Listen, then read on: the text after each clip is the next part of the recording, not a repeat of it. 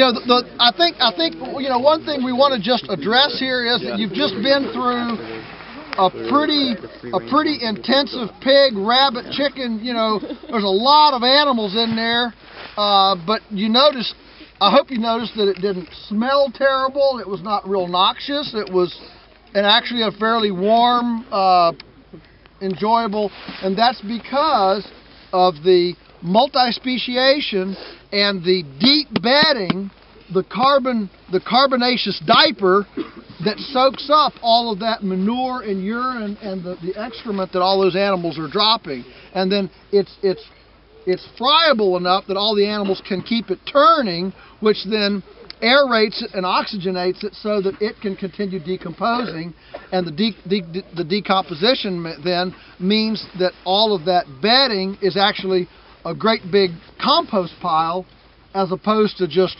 raw manure like it would be in a typical house where you have a big manure lagoon underneath, and it's just raw slurry manure just vaporizing ammonia all the time. Okay. There's not too much nitrogen in it? No, as long as we put plenty of. If it were smelling ammonia, then you need more carbon. So the noxious, the ammonia odor, the vaporization of nitrogen, is because there's not enough carbon to link it down.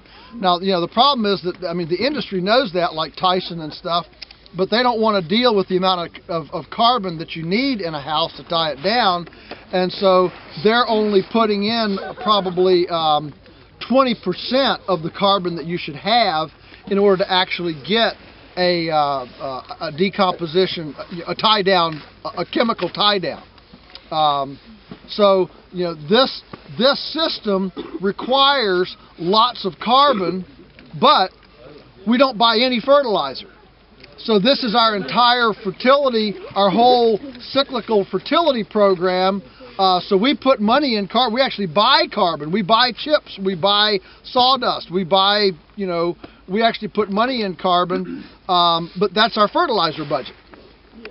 And so, in 50 years, we have not applied one single ounce of chemical petroleum-based fertilizer in 50 years.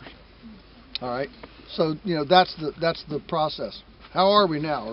I think I'm seeing the end of it. Right?